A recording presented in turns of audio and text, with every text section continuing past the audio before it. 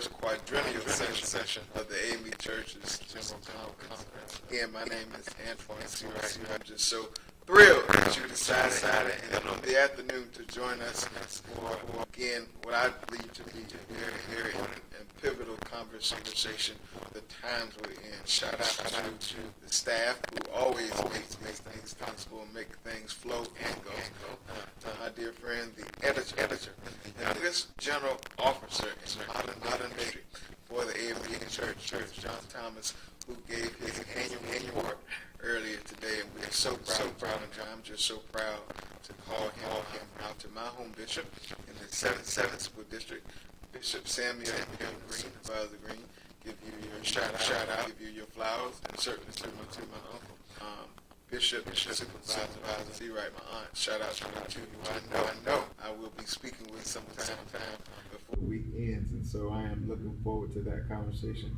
I want to thank again yesterday Mayor Demings, who joined us, of course, our new president of the Council of Bishops, Bishop Byfield, who joined us, and yesterday evening we had Bishop Jackson from the 6th Episcopal District, and this morning we had a young lady who I hope will be the next U.S. Senator from the state of Florida, a good AME sister, Delta woman, my dear friend Val Demings, and now we have the Democratic Pro Tem of the Florida State Legislature, a member of the Links, just like Kamala Harris, an HBCU graduate, just like Kamala Harris, someone who serves as vice chair of the Florida Legislative Black Caucus, graduated, as I said, from FAMU University before being elected to the legislature in the state of Florida. She actually worked in the legislature, so she's been a policy wonk and a policy woman all of her career, and I'm just so proud that she is an AME woman, and she has joined us. Representative Kamia Brown, thank you so much, one, for your service,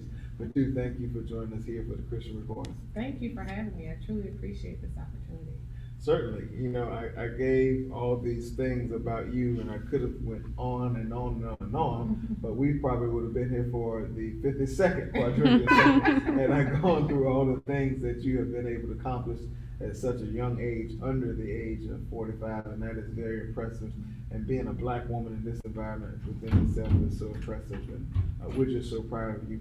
For those of you who may not be, for those who are watching, who may not be as familiar with your body work and the things you've been able to accomplish, please put some background color on who you are and some of the things you've been able to do at such a quick time in your career. Well, as you mentioned, been elected since 2016, so I am elected to the Florida House of Representatives. At that time, I've had the opportunity to not only serve my district, but serve many of our members within the legislature. I've served in leadership since being there as a Democratic whip, but also now as the Democratic leader pro tem. That particular position is pretty much the number 2 person, to where if our leader is unable to fulfill his duties, I then will come in to take that role. A black woman, a black AME woman, absolutely, under 45. Yes, indeed. A new mother with a 9-month-old baby. Absolutely. That's all right. And so, you know, my time has been focused on families, children in particular, but also healthcare. Healthcare for new moms. This year we had the opportunity to really dive in to that particular sector, to make sure we are able to protect our moms and receive, have them receive the proper health care that they truly deserve. You know, because we oftentimes hear, and I know now Vice President, but at that time Senator candidate Harris, talk about how black women are more likely to die in terms of giving birth, more so than any other group in the world. And absolutely. So it does my heart glad as the youngest son of a black woman, the grandson of a sharecropping grandmother, to know that you're fighting for what I believe to be the most consequential member of the black family. Absolutely. We are the backbone of every family. Everyone needs moms, whether it's a husband, whether it's a father, whether it's a sister, whether it's a brother, whether it's our children. Black women, especially, again, play so many key roles within their family. So it's important that, we give mamas the opportunity to actually raise their children. This year, we were able to accomplish, you mentioned certain statistics about black women But also, many of the reasons they're dying, these are preventable reasons. And just with many of those studies that have been put out there, one of the number one things they said that would help is giving them the basics, which is health insurance. And so this year, we've been able to, here in Florida, I champion a bill that would extend postpartum Medicaid benefits from 60 days to an actual full year. We have so many women that are on Medicaid. 60%, if you look, even not only here in Florida, but just on a national perspective, majority of these pregnancies or these deliveries are done while women are on Medicaid. And so 60 days is not enough because most of these women are dying during the postpartum moments, which is after they deliver a child. And after, within, let's say, 6 weeks to a year of them having that child. And so that is very significant role. We were able to secure $242 million to invest in our moms, in our Black moms, to give them the health insurance. What made this year's legislative session was so unique. You mentioned I am a new mom. This is my first baby. You know, I've been affected by so many women, AME women that I know who are no longer here due to just postpartum complications. And so, you know, that's one of the reasons I became passionate, but even more passionate when I ended up having my own experience. And so this year, having a baby during a pandemic, it was important to make sure, and being also one that had a pre-existing condition, it was a high risk pregnancy. It was important to make sure that healthcare did not lapse. And so just when the pandemic hit, you know, we've talked as it relates to the improvements of healthcare and the technology surrounding healthcare, but there have not been many healthcare plans established for mothers doing telehealth. And so we were able to do that this year with creating or establishing a telehealth program for our new moms so that, you know, they don't have to wait to see a doctor once they go to that hospital to deliver. You know, like South Carolina, Florida has not expanded Medicaid. And like South Carolina, we have not prioritized making broadband and healthcare accessible and affordable. And so as we have been pushed into this new norm because of this pandemic, it's so important that healthcare and access to the internet, the World Wide Web, with the information highway, as Al Gore coined it, is so critical and important.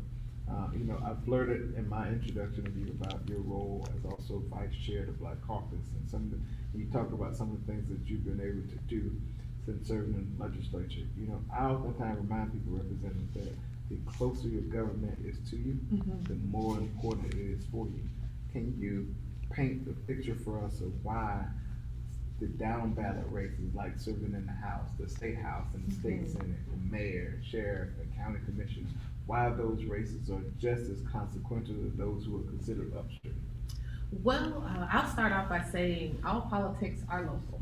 Tip O'Neill. Yes. And, you know, when it comes to policies that really affect you, it's those that are local and closest to you that affect you a whole lot quicker than what will be done more so at a If your federal trash is level. not getting picked up, you can't Don't call call your me. No, you can't call you. Don't call me. Or You your gotta call your city commissioner. There you go. Absolutely. Many of the issues with many of our local roads, potholes in the area. Can't call your school board member.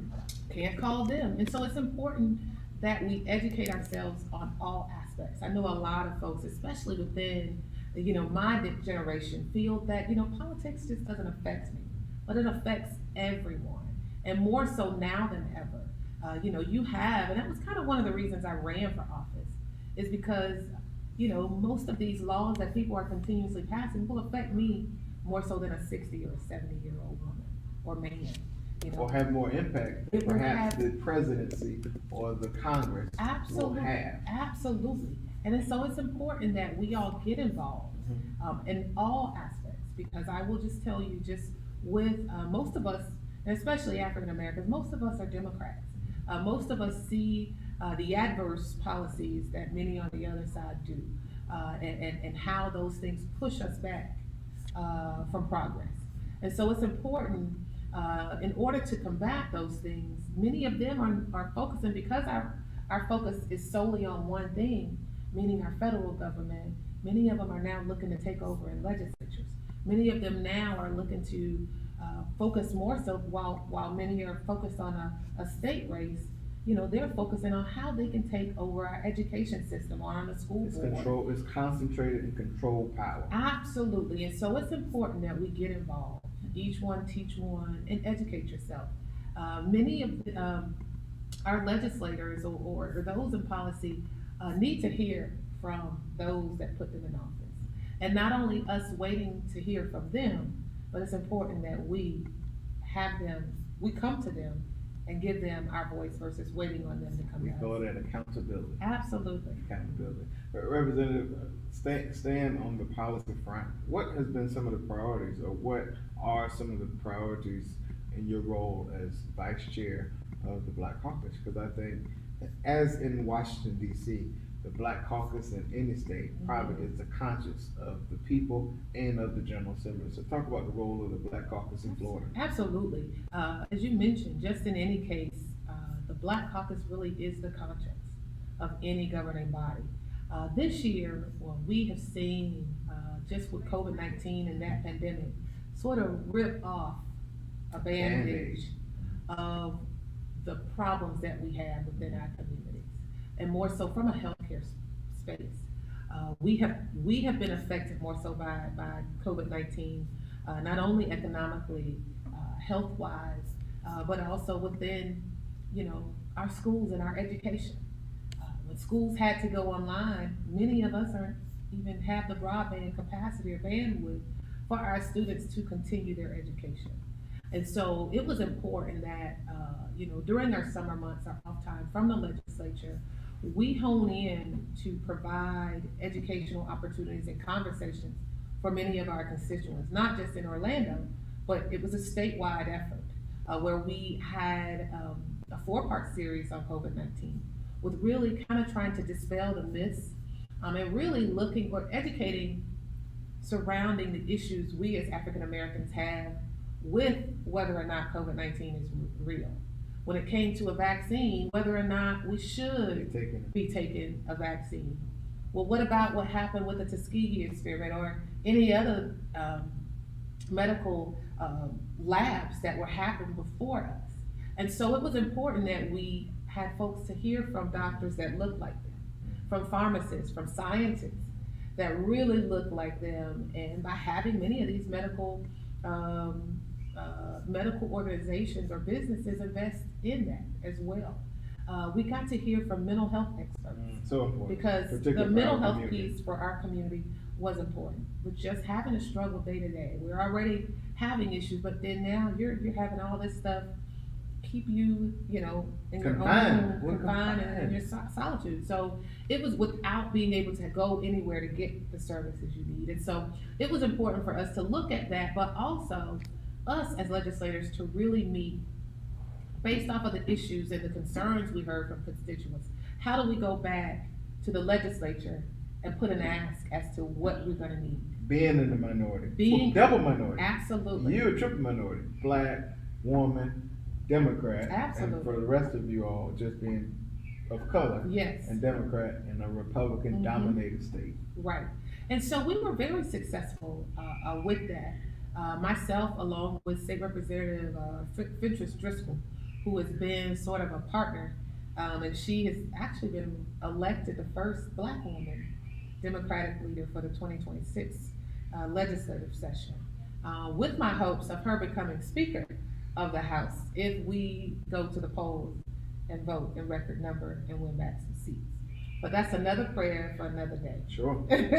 well, speaking of prayer, and since we're at the 51st Quadrennial, I heard you at the press conference yesterday talk about your AME. Yes. Let me say security blanket. Yes. That exists in your life. Absolutely. Talk about your relationship with the AME Church. Well, definitely, I am a Christian and one that gave my life to Christ at a very young age. But it was just the importance of having that foundation, and that foundation was began within the AME Church. So born and raised in the AME Church, started at the New Bethel AME Church right here in Orlando under Reverend Daniels. We have quite a few folks from the AME church that have actually come out of that church. When you talk about your bishop, Bishop Sam Green grew up in New Bethel AME church, as well as the Marvin Sanders and Reverend, we call him Bino, but Reverend Ronald Slaughter, who's doing some amazing things in New Jersey. But I have been a product of the AME church, reared as a YPDer, and so a lot of my grooming, and I will say, my grooming basically was from where I am today was because of what the AME church offered me and how they instilled and poured into me. How and can the AME church play a role in helping push forward towards progress what you do now in the Florida legislature? Because there are some who think that they look at the picture one way. Okay, the church may play a role in letting you come by the Sunday before the election, let's give them a prayer, let's give them a praise and get out of there. But perhaps some have gotten lost in the fact that we've got to keep on pushing after there's an election, because that's when the real work happens. Absolutely. It's important that, again, we stay engaged at all aspects from the beginning. All of us, including the church. The church. Not the church brand, because the church Correct. and politics is different, but individuals. As individuals, but also as a collective. We have here, and they participated for years, but we have AME Day at the Capitol. Those days are very important for the church to come in to provide, whether it's prayer, but also really give their platform on many of these social justice issues. The AME church has always been, whether you want to say it or not, political. They have always played a key role in many of the governing bodies throughout our country, but even also on a federal level.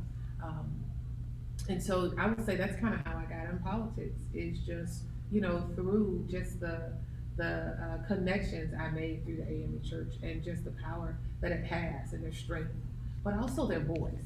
And they have again been a voice within our federal halls, but also with our state and local levels. And it's important that we know that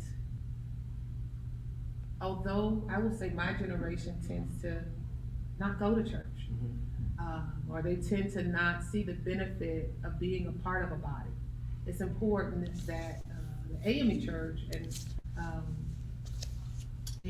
the people in it really get involved in some of the social and local issues.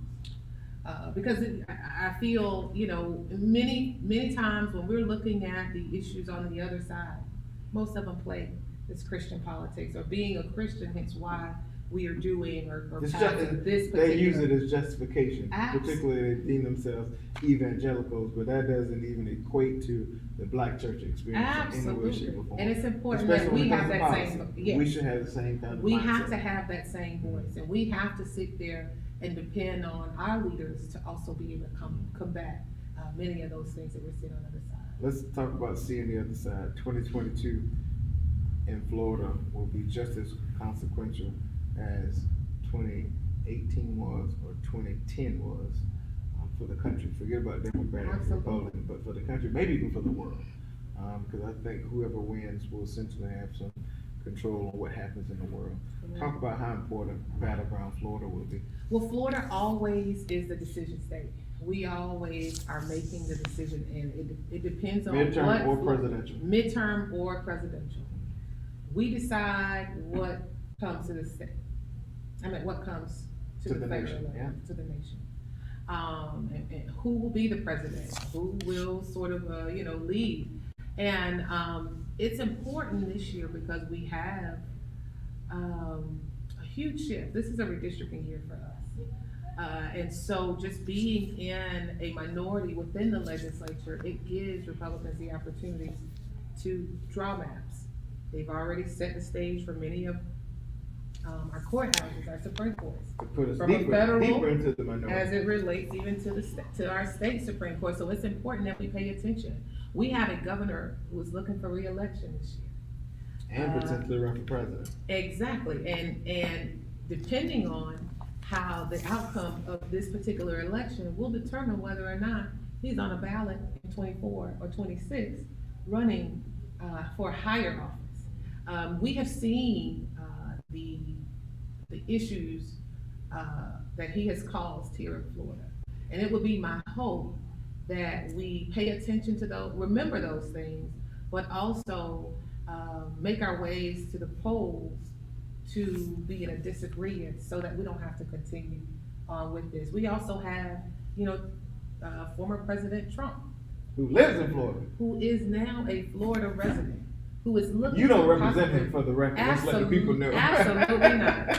Absolutely not. I probably wouldn't be elected anymore if I had to represent him. But, he's looking to figure out what he's going to do.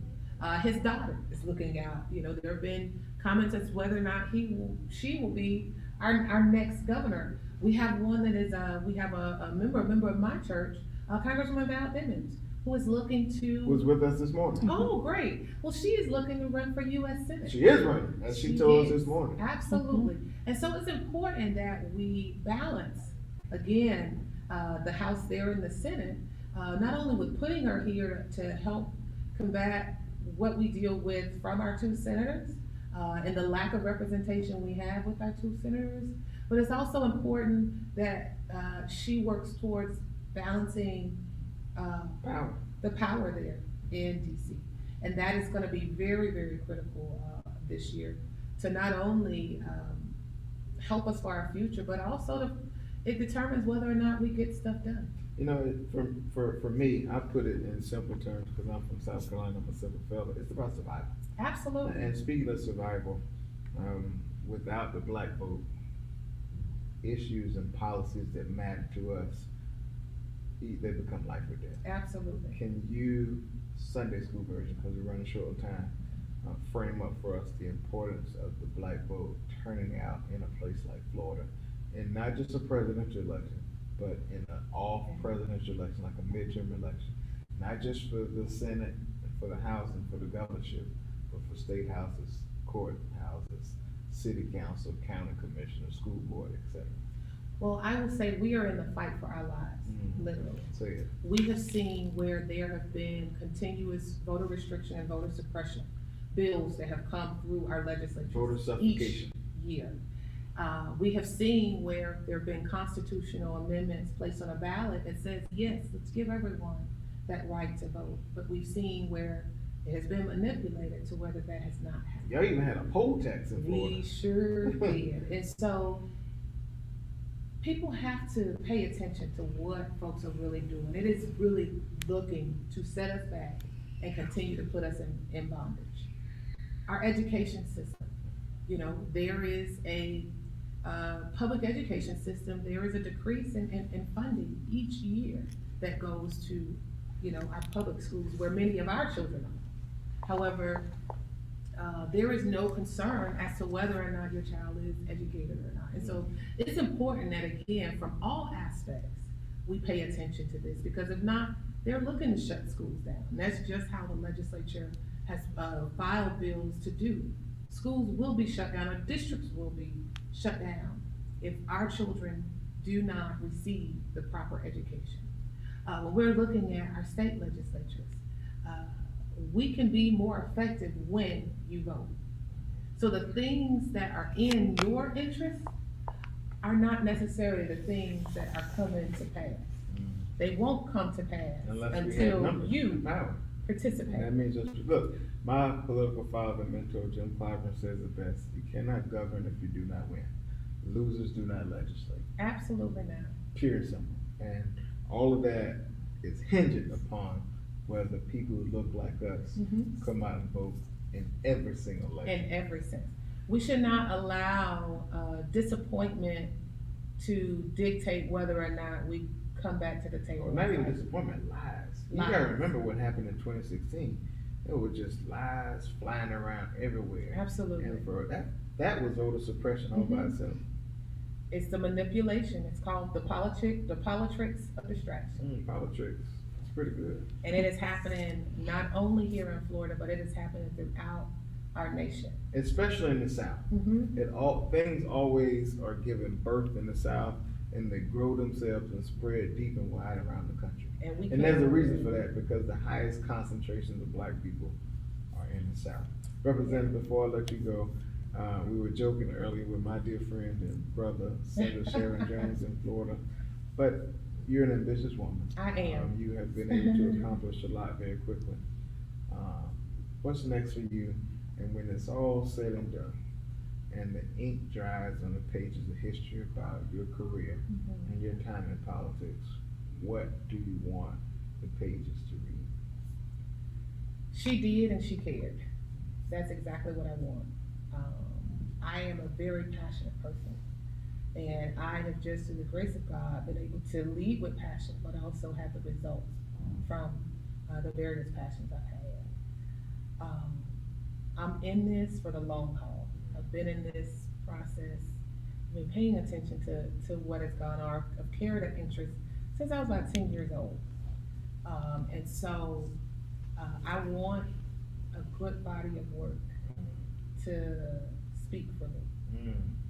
May And the a work legacy. you do Absolutely. speak for you, as the old second Sunday song used to say. Absolutely, absolutely. And so that's what I would want. My next venture will be running for state senate here in Orange County. Because y'all are term limited.